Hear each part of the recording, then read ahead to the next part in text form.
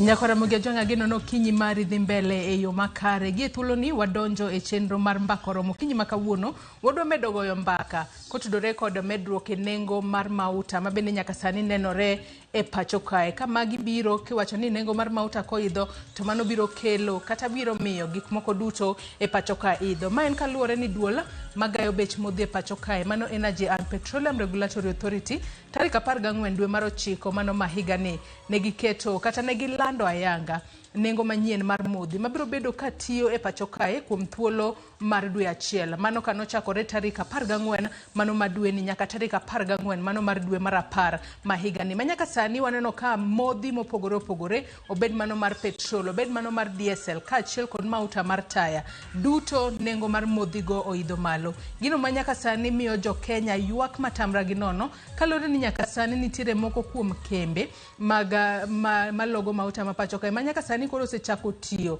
kod nengo malo mar mauta nyaka sani wanyalo wacho ni tielo mokwongo e historia ma pacho kae nengo mar mauta lita ka lita obed mano mar super petrol diesel kata kerosene kata mauta mar taya ochopo 200 lita ka lita gino manyaka sani bendo osemiyo jowuotha kata kembe mag wuoth e pacho kae omedo nengo mar wuoth e pacho kae to mago duto miyo ja Kenya mani piny kacha ema hinyore matamra gi nono mane momiyo nyaka sani Ramogi jonga kalure kod nengo manyien mabende yando landa kod duol magayo bech modhi e pacho kae mano EPRA nyaka sani koro lita achiel mano mar super petrol e boma Nairobi kae ibiro bed kiuso e nengo mar shillings 211 e kaunti ma Kisumu en 211 go tonglo 40 kaunti ma Migori en shillings 213 go tonglo 19 kaunti ma Homa Bay nengo mar super petrol en 212 go tonglo 27 ka kaunti ma Siaya to super petrol inyiew e nengo mar shillings 211 go tonglo 62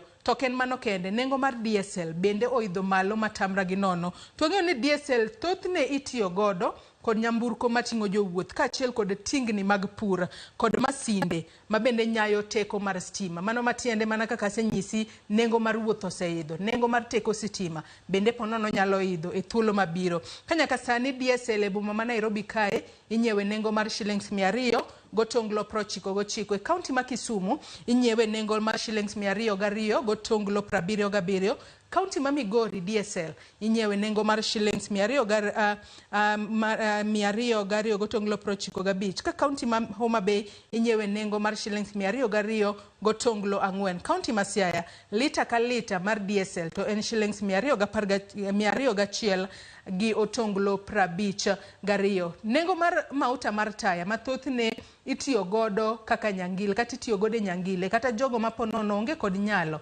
mar yudo teko mar stima tiyo kod mauta mar taya obede yorego mag tedo kata yore mamoko bende nengo ne oidho kanyaka sani nengo mar mauta mar taya oidho malo nyaka shillings mano 202 gino mabende nyaka sani koro miyo jo Kenya ywak matamra gi nono kata kamano jotelo Twitter kata X account mara ibiro yuda @joyce_oduor_ kawachaka yanga twak mar okinyi makawuono medruok e nengo mar mauta ang'o momiyo nyaka sani koro wanena ng'eni ni jalony e weche mag teko kata gino miluongo kod dongere ni energy engineer ang'o momiyo nyaka sani kochakore ayanga wanyalo wacho kata ni kochakore higa mokalo medruok e nengo mar modhi osebedo ka medore kata nengo modhi osebedo ka idhe pacho kae nikech ang'o chenro mar Mbaka Oromo ilungani midusa kata engineer Victor Okuna an midusa mar weche mag stima manasomo kasto nayudo tegruok e weche mag energy koro atimo gimiluongo ni certified energy manager kasto unlicensed kod EPRA Energy and Petroleum Regulatory Authority. So I'm A1 energy auditor. Man the highest license minyalo yudo mondo itim gimiluongo ni energy audit. Koro watimo energy audit kasto watiyo gi weche bende mag renewable energy. Kawadok e gimi wacho Joyce nengo mar mafuta ochopo 212 dalawa kocha ma Migori mano kaunti ma Migori to sani en 213 to pod onyalo dhi mbele nikech wach ni nyalo chopo kata 260 ya onyalo dhi mbele okane kodok chien machiegni ji wacho ni en Russia effect serikal be nowacho ni gionge gi control mar duoke piny kata tere malo. Adier, serikal to nyalo wacho ni onge gi teko mar tere malo kata duoke piny. To serikal nigi teko mar control dollar exchange rate. To kata kapok wachopo kata dollar exchange rate kano kaka ponono oketho kata omiyo nengo mar modhi idho malo. Wanyalo mana ng'iyo kwa nyalo mana ketnwa picha moro mar graphics kanyo mabende wanyalo bedo kwa tiyo godo. Kwa nono kaka nengo mar modhi e pacho ka osebedo ka idho malo ahinya mano kochakore. Wanyalo choka ni dwe mar 9. Mano en dwe mar 9. Tarik 9 dwe mar 1 mano higa mar 2021 mano higa mar 2021 nyaka mano tarik 18 dwe mar 9 higa ni. Inyalo mana leronwa kaluore kod picha mabende waketo ni nyaka Ramogi ajwa. Waneno ka kuonde moko nengo lor piny to kendo moko kuonde moko nengo idho malo. Koro picha ni kisome no wachake gi October, November, December to there ochonde ochopo nyaka okoneno maber ochopo nyaka September masane wantiere. Koro kwa dok October 2021 ma dwe mar 10 higa mar 2021 nengo mar petrol king'iyo ma ogole e mtandao mbui nikech gi monitor nengo mar petrol odiochieng' kodiochieng'. Koro ne dola karibu 60 kod 7 kata 70 kanyo kino kuma chak. To idho malo nyaka dola 80 gabich, 81 e line no to kalo matin. Mano iluongo ni chart kata waluongo ni trend e engineering. To chako drop kendo modhi nyaka kendo dola 60 kendo gabich. Mano kochopo December 2021. Kawa chako 2022 kendo chako idho malo nyaka ochonde April kata March April kochopo dola 80 to kod 5. Ajali ndalogo ema koro serikal nokele gimiluongo ni subsidy. King'iyo kuma wantie September koro ng'iyo graph no nyaka kuma wantie sani, kuma graph no chopo godo. Kuma graph no chopo godo kopo ni interpolate en dola 80 to kod okalo dola 81 en dola 90. Mano nyiso ni pok wachopo kata mana kuma ne full subsidy ochakete.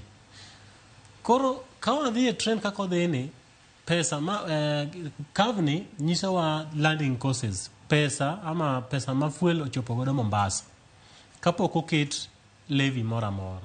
Koro wa expect ni maybe fuel nyalo dhi king'iyo kavni dwe mar 6 which is June July no dhi nyaka dola 100 to kod 20 the highest peak kanyo. Sama wuoy sani dola en 80 to kod en 90. Koro mano isu ni kata poni iuso mafuta 211 pok wachopo kuma ne mafuta dhi the highest ma en dola 100 gi 20 kaka ne en 2022. Kavni gimomiyo wadwani mondo wakelika en related gi dollar exchange rate. Ka serikal owacho ni gionge gima ginyalo timo wach pesa mabiro, mano adier gionge go. To king'iyo kavni maber, gimomiyo pesa mar mafuta nyalo dhi malo sana kata nyalo dok piny en gimiluongo ni dollar exchange rate. E 2021 mineno ni dollar ne en around 100 nyaka 120 mondo yud dollar. To chakre Ruto ne bi e serikal dollar osebedo ka idho nyaka sani ochopo almost 150. Exchange rate kopo ni in gi dollar nikech mafuta kidhi ing'iewe e dollar. Kigole Arabia giuso nigo e dollar. Koro ka dollar mari ber tidhi yudo ka itiyo gi pesa matin mondo mikel mafuta. To ka dollar mari rach idwa mo iti gi pesa mang'eny mondo ikel the same mafuta. Sani wanyalo wacho ni piny Kenya dollar marwa chalo nade? Dollar marwa rach ok ber. Nikech kane Ruto kao telo dollar ne around 120 kata 110. Actually ne 110. Ochako ko idho sani nyaka en 150.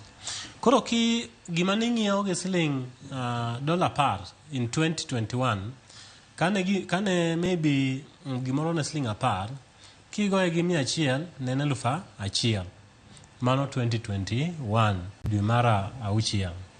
To kasa ni dollar en siling en dollar 1,150 nyiso ni gima ning'iyo siling 1,000 e 2021 sani ng'iewe siling 1,500. Koro ineno ka pesa omedre nikech dola marach manie Kenya. Tang'o minyalo tim mondo mi dola ni ma affect cost mar petrol nikech ng'ama wuoyo wach dola ni to onge. Aneno nyaka Citizen gokinyi kane MPs moko wuoyo. Kendo giwacho adier ni gima ginyalo timo wach dola to onge. Kata na jabro nyisi ni gima gidhi timo wach dola to onge. Lakini gima gidhi timo mondo mi exchange rate mar dola dok piny, mano serikal ema mondo beni timo. Onego beni serikal timo ang'o kaluwore ni medruok e nengo mafuta ne en gino ma hinyo japiny gadiera. Koro e wach ne dola exchange rate. Dola exchange rate dhi malo ka dola tin country. Kaka koro Kenya ka wan ng'e ni onge company ma export go materials. Koro chuno mania wa import gimoro amora. Koro sama import gimoro amora idwaro ni every day itiyo gi dola mang'eny. Gima serikal nyaka be ne timo wan gi gimiluongo ni mining. King'iyo ang na explain ne kendo baadaye financial bill 2023 nitiere kanyo kipenge ma o introduce dola 175 every ton mar iron ore. Ang'e ni ji okosomo gino mang'eny lakini wan jomoko wach makamano kono nyalo donjonegi yo makare. Wan an achiel kuom petitioners go Kiom Tata manotero financial bill 2023 a court. Actually, I'm one of the drafters. Koro asomo bill no chakre paragraph mokwongo nyaka mogik. I'm the 6th petitioner. King'iyo financial bill 2023, there's a paragraph kanyo mawacho ni serikal is introducing every ton kidwa export iron ore gidhi keto level of 175 USD dollars. To king'iyo the current price mar 1 ton of iron ore sama nwatero bill e court nen 106 USD dollars. Koro yudo ka market the price en 106. Serikal to kao achiel oketo 175 USD dollars. Ang'o mano wacho? Giwacho ni stop any person ma they export iron ore. Sama gise stop exporting iron ore, there's no any dollar revenue with the yod. Nikech wanonge gi kambi maloso kata mana glass. Waonge gi kemni maloso kata mana kijiko. Kineno kijiko moro matis mitiyogo ondike ni made in China. Anything manie Kenya ka made in China. Koro kinyalo yudo gik matino to machalo mining. Ne en gima serikal ne kawo nikech mining ok nie counties. Mining nie national government.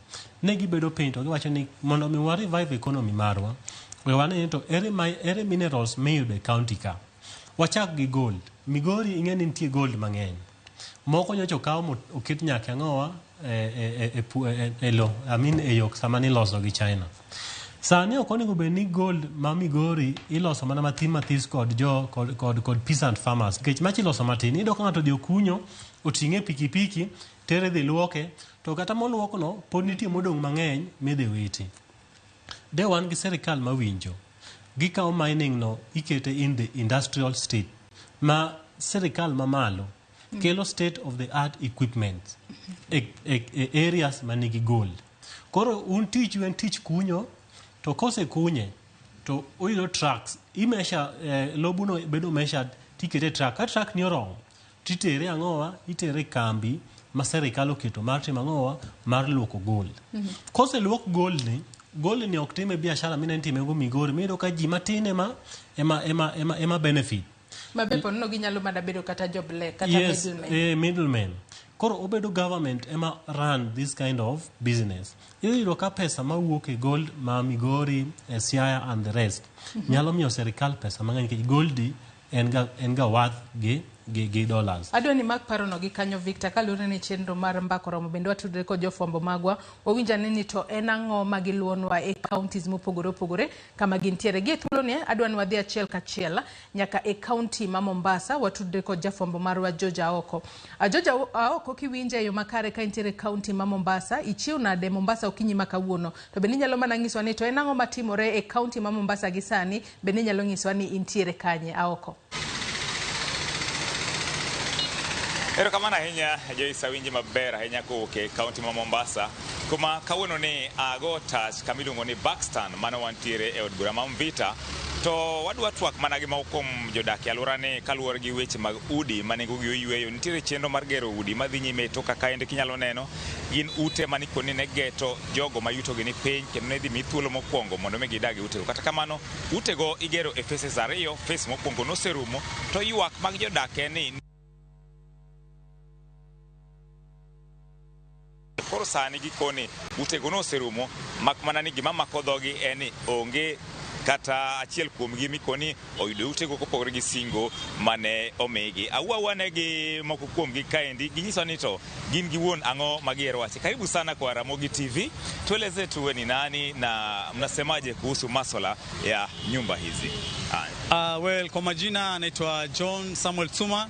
Mimi ni Deputy Secretary General wa Baksan Tenants Association, na mimi nilikuwa mkaaji hapa, na ile kitu ambacho tunasikitisha nacho ni kwamba ni kuona kwamba nyumba zinakuja peanwa ilhali wale watu wa Bakstani ambao walikuwa wanafaa kupatiwa nyumba first choice to refusal upon completion wametengwa. Hata tunashindwa hapa, yani haki iko wapi? Tunajua kwamba nyumba hizi zilipokuwa zinajengwa na mlipokuwa mnatolewa pale, ahadi ilikuwa ni kwamba nyinyi ndio mlikuwa mpewe nafasi ya kwanza. Imekuwaje kwamba saizi unasema kwamba hamjapata nafasi?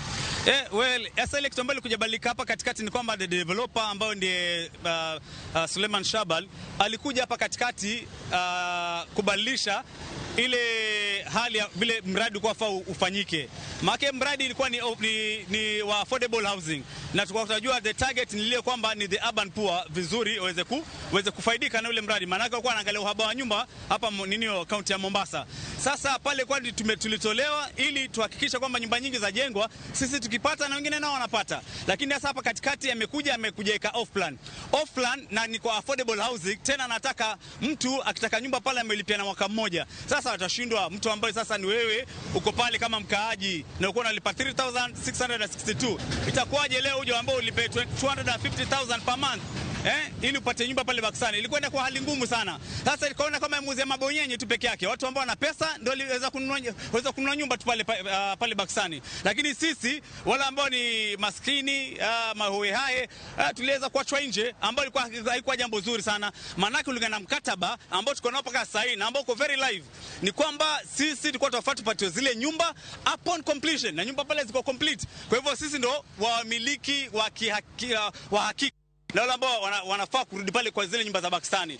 Sasa hapa ambaye ametishort change ilikuwa haifai kabisa, na county government imetoa land na hao wenyewe tayari wamepatiwa 10% badala ya over 50%.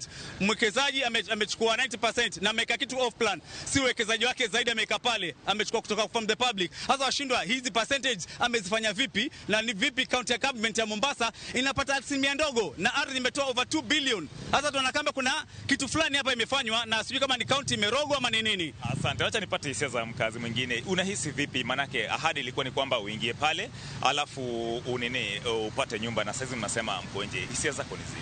Mimi kwa majina naitwa Monira Ali na nafanya kazi na shirika la Haki Yetu.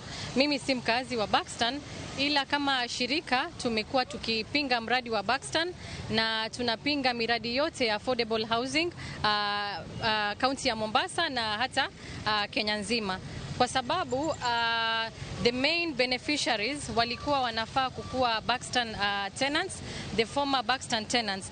Lakini kama shirika tumekuwa tukijiuliza, housing for who? Nyumba za kina nani? Ni nyumba za mabwenyenye ama ni nyumba za maskini? Kwa sababu ule mfumo ambao umetumika wa rent mortgage to own sio mfumo ambao unaweza kusaidia maskini kupata zile nyumba. Na katika sheria ama katika katiba tunaona kuwa inasema kuhusu adequate housing, not ownership of those units. So serikali inachukua ardhi ya umma na ina deny wale main beneficiaries kupata zile nyumba. Ni mfumo wa kuiba ardhi za umma ili kujinufaisha kwa serikali na kwa yule private developer. Asante, wacha nipate mama njoo tu niambie wewe ulikuwa unaishi sehemu gani, na ulipokuwa unatoka uliahidiwa nini, na kwa saizi unaishi wapi labda, na matumaini yako yalikuwa ni yapi? Mimi kwa majina naitwa Elizabeth Wangu. Mimi nilikuwa mkazi wa Bakstani, born and raised. Sisi alipoleta huu mradi alisema ni affordable housing, ambako sisi kama wananchi wa mapato ya chini ilikuwa tulipe 6,000 ama 5,000.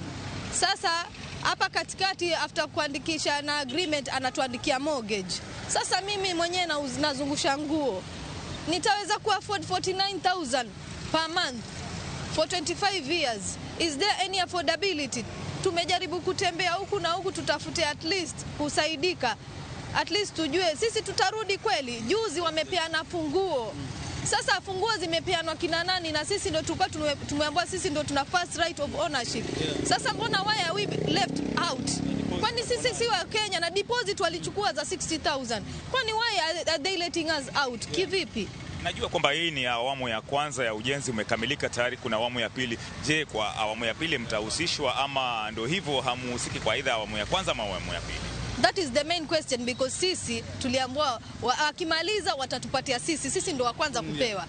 Kama sasa kama hii phase 1 imechukua 3 years, phase 2 itachukua miaka mingapi? Hiyo ndo swali kwa Shabal. Asante sana. Wacha tupate mwingine wa mwisho, labda tueleze tu majina yako, songa karibu, tueleze majina yako na hisia zako ni zipi kuhusiana na mradi huu wa ujenzi wa nyumba na hasa zinazolenga mwananchi wa kawaida za bei nafuu. Mimi kwa majina naitwa Mutua Mutia. Nimekuwa mkaaji wa Pakistani zaidi ya miaka 20 na nimeolea pale, nimezaa watoto wangu ambaye they are now hata wao wanazeeka. Hii mradi ya Pakistani hii imetushangaza kabisa, kwa sababu initially developer, county management wakati ule walituambia hii mradi sisi ndio tunapewa first right of refusal. In fact, the developer in one meeting was wondering, unaweza kosa kulipa shilingi 6,000 jamani? We will give you even at 6,000. Kuuza njugu, kuuza maji, utashindwa. Mpaka tunaona kama ni kweli. Lakini kumbe imeenda kuwa ilikuwa ni idea ya kutuondoa. Kuondoka kwenyewe tulivurushwa kama wanyama. Hatujajipanga, hatujapewa ruhusa, tulikanyagiwa viti, tukaibiwa na vitu zingine, tulivurushwa kinyama.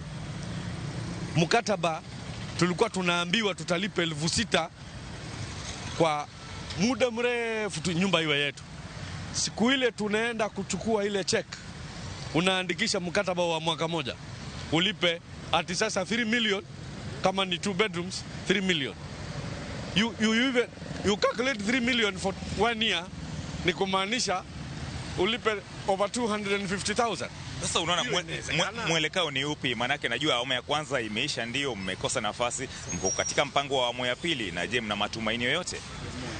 Nikwambie, lazima serikali kuu ihakikishe imeingilia hii miradi, kwa sababu the president could be very well meaning akisema anataka affordable housing, but what could be happening on the ground ni kuchukua land ya serikali, which is county is the trustee, develop houses for personal gain. Kama hii sasa Pakistani imechukuliwa in the form of affordable housing, alafu sena mtu akichukua developer alikuwa anasema akona 6 billion. Did he use the 6 billion? No. Instead amechukua pesa kwa wananchi akawajengea. Juzi amesema there is no house here na sisi tumelipa deposit. Alisema hatuwezi pata nyumba kwa sababu tayari zishalipiwa. Sasa imekuwaje tena alitumia pesa ya watu? Idea linasema hii mradi is not benefiting mwananchi wa kawaida. Na kama initially it was meant to do that, right now honestly inaenda up to create more paupers, more morotos in this country than actually giving people decent living. Because we are supposed to be considered first. Hiyo consideration Pakistan tumeikosa. Na mimi naweza kukuhakikishia, if they are not careful, if the government does not get into this one, either through Senate of this country, either through EAC, whatever they do, mimi nina uhakika serikali ikiwa serious itajua vile inaweza ingilia hii miradi, ndio Wakenya wafaidike, Mkenya wa chini. Otherwise vile ikifanyika hii atiwe sasa ni mabonyenye watachukua za Pakistan kila mahali Kenya, it will end up like that. Tafadhali. Shukrani sana. Maana kaka iwinjo janeno mar Ramogi TV mago mana moko jodak kaendi ka ywak to chutho kaluwore gi wach chenro mar gedo mag udi mikoni nengo yweyo gikoni ne osingnegi ni gin ma ibimigi thuolo mokwongo mar dak e utego. Kata kamano en ni sani oketgi thenge gikoni jok makoro yudo utego gin jogo mane okonego bed ni utego. Wang'e ni jatend piny bende ni kaendi jumbe 2 mokalo kokoni nitiere chenro mar gero ute 15,000 mikoni geto ndiko rowere 30,000 kaunti ma Mombasa. Koro luoro margi en ni kata mago ende koponi oketi to samoro ok nyal benefit kata ok nyal kelo yweyo to chutho ne jogo ma yuto gi ni piny kaka giwacho kaendi. Okay, kaunti ma Mombasa ni Ramogi TV, nyinga en George Aoko. Erokamano ahinya George Aoko kowuok e kaunti ma Mombasa. Winjo kanyo ywak mar jodak e kaunti ma Mombasa katudore koluwore kod weche ma bende giwacho ni nyaka sani nengo mago udi manengo gi yot mane osingnegi gin kaka joma ponono yuto gi ni piny nyaka sani koro pok giyudo. Erokamano ahinya George Aoko, ang'e ni wach makamano kuku kaachiel kod tiende wabiro yudo kod e wechewa manyien mamoko mag odiochieng' ma kawuono. Nyakore Ramogi pod antiere twak okinyi ma kawuono kod midusa Victor Okuna. Podi watwak otudore kod Medruok e nengo mauta e pacho kae. Ma en tok aduola magayo bech modhi e pacho kae EPRA mano chieng' tarik 14 ne gilando bech modhi manyien mabiro bedo katie pacho kae kochakore tarik 14 mano ma dwe ni nyaka tarik 14 mano mar dwe mar dwe mar 10 mano ma higani. Kaka pile wacho ni nengo mar modhi koidho to mano bende biro nyiso ni nengo mar ngima bende biro idho. Victor, kapod wantiere kod twak ileronwa e yo makare, adwani ichak ilerne nyakore Ramogi Ajuang kaka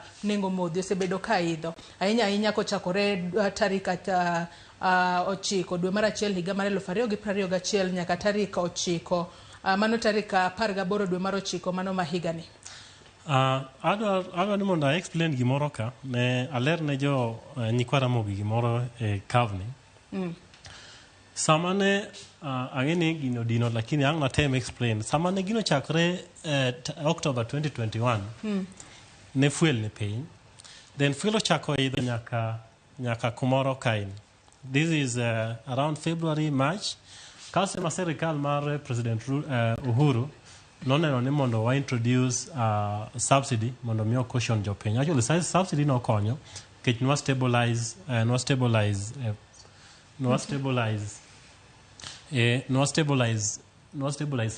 cost. Then odhi oidho nyaka the peak to no kobedo gi issues nikech stabilization no subsidy no odhi oidho nyaka malo peak to niwech subsidy mano kircha jo Kenya no koneno pek mar fuel. Ochako dok matin lakini ne onge stability chakre dwe mar around dwe mar adek March nyaka all the way dwe mar September kane Uhuru o pick up. To apani kane Ruto biro ne en gi economic advisors. To neno ka trend mar fuel ni ne dok piny. Sama no chako dok piny okawe at around dwe mar this is August. Mano August 2022. Yes, makoro donje telo. Koro embo bedo piny ong'iyo ni to curve ni chalo nade. Koro en kono ka curve ni dok piny to maybe no thought ni fuel ni sani dok piny onge tiende mondo watim ang'o mondo wabed gi subsidy wagole oko. So the moment mogole oko kaini to ne nitie gima ne ok ogo kwan miluongo ni dollar exchange rate cha. Sama cost mar landing charge ne dok piny kaka ne dok piny ni the waluongo dollar rating ne idho malo exponentially. So sama dollar idho malo to fuel dok piny there was ne pod iluongo ni net eni ikaw ma idwoko piny tikaw ma itero malo. Koro samane fuel dok piny landing cost to dollar exchange rate ne dhi malo.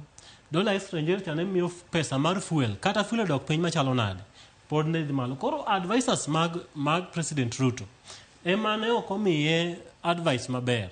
En onyise ni fuel resa ni dok piny wagol subsidy to kar golo subsidy nonego bed ni gi ensure ni sama gigolo subsidy gitiyo e wach mar dollar exchange rate mondo mi kata ka fuel dok piny gigolo subsidy to effect mar subsidy no ok nen maber. Koro odhi kamano nyaka sani mochopo kaini Dumara July last year, July this year, then kendo kore kochako medre. July ne en piny kabisa. Actually, July fuel ma July ne chalre gi fuel mar October, mano wang'iew fuel at 95 shillings. Mano fuel dok piny completely e piny mangima. Lakini because nikech October 2021 exchange rate dollar ne 90 or 100, to ki compare gi sama wantie September sani or that July, fuel dollar sani en 150. Pogruok mar 150 gi 100 no, emo mine no kaka fuel ne en the same landing courses, fuel masani bedo mang'eny ne wach dollar exchange rate. Emo wacho ni gima serikal nyalo timo pesa mar crude oil to onge, lakini mondo mi waduok pesa mar fuel piny, nyaka waensure ni dollar exchange rate cha odok piny. Victor, wang'e ni kinde ka kinde wasiko kwa ung'iso ji ni e kinde ma kata nengo mar mauta idho male pacho kae. Ranyisi wacho ni nengo mar teko sitima. Kinyiewo token to ponono token mari mimiyi kacha biro bedo ka dok piny. Ang'o momiyo magi timore? Ere kaka dok piny e nengo mar modhi mitiyo godo e nyamburko kata mitiyo godo e lielo nyangile otudore nade koda dok piny e token ma ng'ato yudo e kinde ma inyiewo token mari? Koro token ma wantie, assume ni ma token mar ng'ato noorona, nwatimo ne energy audit. Ong'iewo token mar 3,000 mitiyogo e ot. King'iyo token ni, nitiere... Mano nonyiewe dwe mar 2. Mano ong'iewe dwe mar 2. Dwe mar 2, aparo ni en kumoro. Dwe mar 2, higani. Fuel, wan gi fuel energy charge. En 816. Then king'iyo VAT ma benji ji wacho ni ng'eny fuel ni, VAT en 359. Koro nikech oganda wa kata ma jo Kenya kia ni fuel ni en ang'o kata tax ni en ang'o, ji oseng'ega ni electricity ni tax ng'eny. Actually tax owuon to tax ng'iyo 359 to kod fuel 800, nyiso ni tax tin ne fuel. To imagine fuel masani en 800, ndalogo ne en 816 dwe mar 2. Sani fuel omed nyaka dwe mar 2 ne en around $160. Sani ero mede nyaka $212.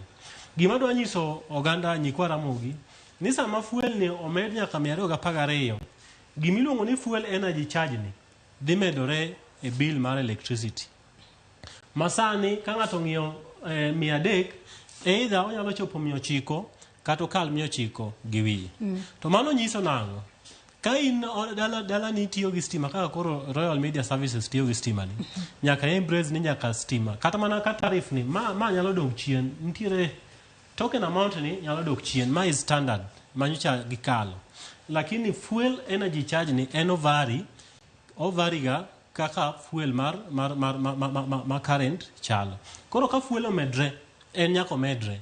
Ka fuel dok piny, en nyako dok piny. Koro nyiso ni sasa kaka fuel omedre to 212 ni, expect a bill mari ni fuel charge token mari bedhi medre. Iwacho kanyo makare ahinya, to koro ponono gino ma nyako Ramogi Ajuang nyalo gombo winjo ka wadhi kwa tieko twak mar okinyi makawuono ni bende fungruok nyalo biro bedo ponono e kinde mabiro mbele. Sirikal nyalo timo ang'o mar mondo mi nengo mar mauta kata nengo mar fuel kata nengo mar modhi dute pacho ka odog chien? Nikech ang'eyo ni kata bedo ni jotelo moko wacho ni nengo to podi biro ridore, ponono biro chopo 260 kochopo dwe mar 2 higa mabiro.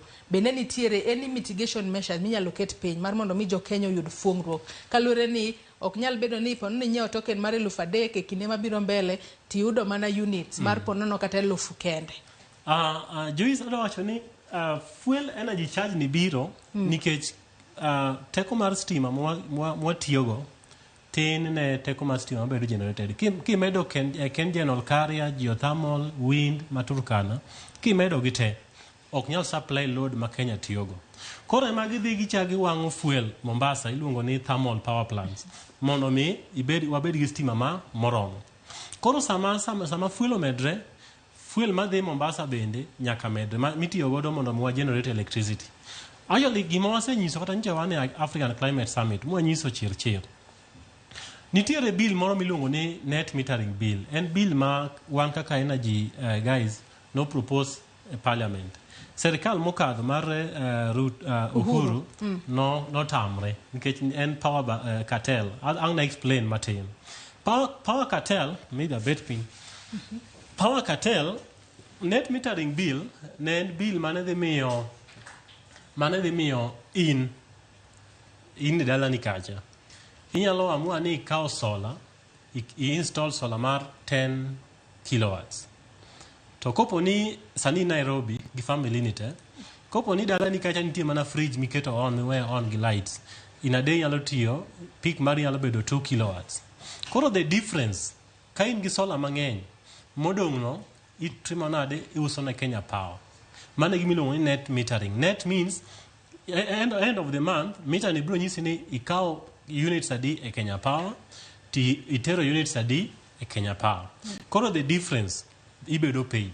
Koro net metering bini kokal, jo Kenya nyalo install solar, in a daytime like kawuono, the whole country iriembo gi teko mar chieng'.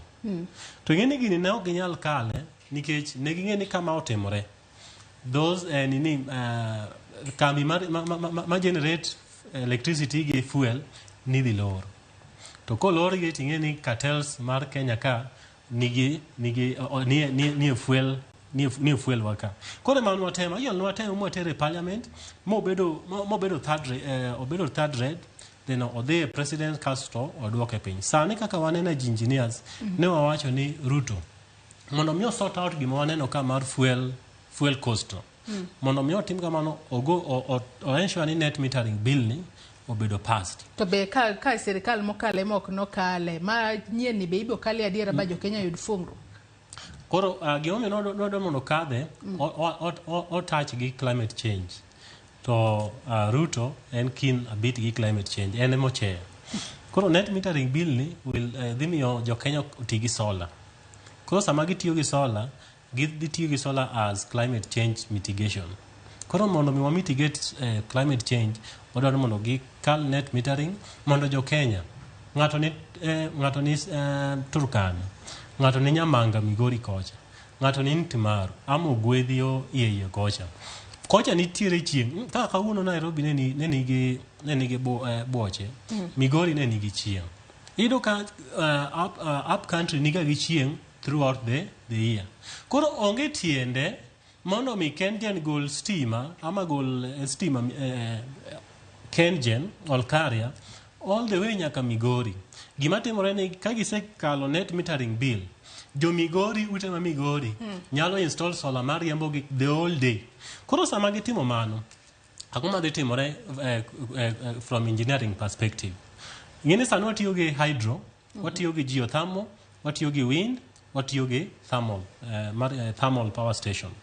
Sama wensure ni Kenya mangima otiyo gi solar, wadhi tiyo gi solar kod geothermal to kod wind during the day chakre saa 2 nyaka saa 11. Mano saa 2 kiny nyaka saa 11 mwan gi chieng', nikech sama chieng' nitie, koro wanyalo wacho ni sano watiyo gi generator, watiyo gi solar, watiyo gi geothermal miyo waga base load.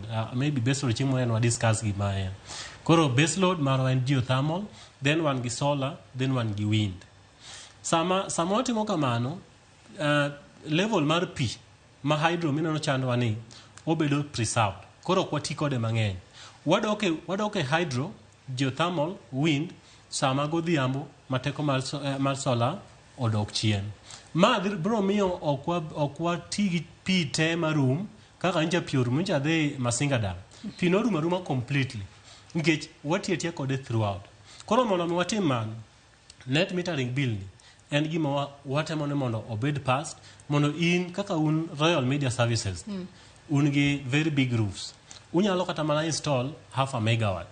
Sama install half a megawatt, utiyo gi 200 or 20 or even 50%. That 50% unyalo tero to the grid. At mano nyalo miyo ponono ji okete geno margi ahinya tiyo kod modhi. Yes. Anno ka thuolo marwa mano miwe madhika rumo kinyi makawuono Victor. Puonj tang'eyo ni chwalo ne nyaka Ramogi jwang' e yo makare, ponono ji bende owinjo gima miyo nengo mar modhi idho male pacho kae mano dwe ka dwe. Wach ni mogik ka waloro twak mar okinyi makawuono inya nyako tudore kod Medruok mar mauta kata modhi e pacho kae. Ere kaka jo Kenya nyalo dak koro e kinde mabiro mar mondo mi Kata modhi oidho malo to kwa winj lita ahinya kata pek ahinya. An gik moko ariyo madwani wach mana matin. Mokwongo, sama modhi nengo mar mafuta oidho malo, transport en gas shida. To adwa wuoyo gi drivers, de mamiyo waringo. Driving habits nyaka koro wachange driving habits. Mar nyado ya Nairobi sa ariyo to sa auchiel an Migori cha, mano koko nyaka wachange. Nango, sama iriembo nyamburko, fuel minane kanyagacha, timo weche adi? Ariyo. Maybe the look they explain like in the other time and English. Nitie gimilongo ni friction. Nitie friction mar rotating mar moving bodies. Then nitie friction mar air. Friction mar air ni eni samiria monya mburko matek. Samiria monya mburko matek itiyo gi fuel mang'eny mondo mi ipush air. Koro ema wacho ni research wacho ni man asetem. Samiria monya mburko temi dhi at a maximum speed mar 80. Ki timo 80 then you can save fuel 20%. Mano in everywhere. Kata mini ya Migori nyoro. Aya Migori nyaka Nairobi ka gelo fare ang'wen gi 200. Full tank. I go in Migori. Remember 80 ka. 80 ka. I go in Migori Shell. Nataka duga go full tank ka 4,000 gi 200. But sasa man gi emergency. Maido kanyaga 120. Yadhi do ka tiyo gi fuel ma 6,000 gi 500. Koro nyaka koro wa change habits. Koro samido adhi kumoro plan early. Iwacho ni plan early, iwuok gokinyi, iwuok morning hours, iriembo mos 70, 80, 90 nyaka ichop dalano. Mani dhi konyori mondo mi mitigate wach mar fuel mo sani wan godo ni. Mar ariyo en to the counties. Sani joge wawinjo matek. Nyocha an Nyamanga, akalo Nyamanga. Mana mapiyo kwa tieko. Nyamanga. Jogo timo agriculture gi farm to gitiyo gi petrol pumps. Ng'eny gi along the lake. Kata dhi mana Homa Bay. Iyudo ka Lambwe ka ji tiyo gi petrol mang'eny. Sani giwinjo matek seriously. Kalure kod Medruok nengo petrol koro. Yes. Akwayo ni serikal mar counties. Mane gome nwatero serikal. Pesa nyocho biro kacha miluongo ni floka. 7 billion. Na akwayo ni counties onego bed piny through energy and also the agriculture. Mondo gine to farmers mapuro along the shores gi. Ere kaka dangi yud solar manyalo riembo negi pumps margi mondo gitima biashara margi maber ma ok giyudo losses masani gi experience ne wach nengo mar mafuta. Ka gitimo kamano gidhi konyo oganda luo kendo paro ni Nyasaye ene medi.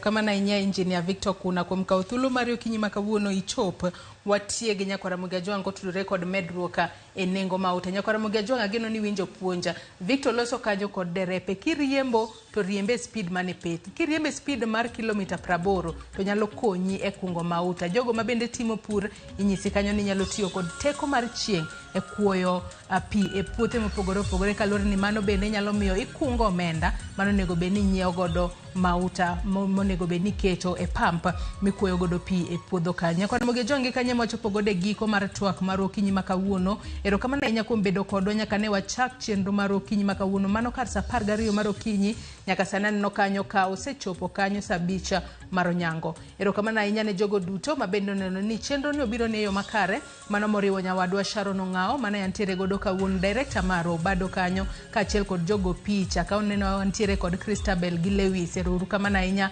jomak duol kaachiel kod jogo mantiere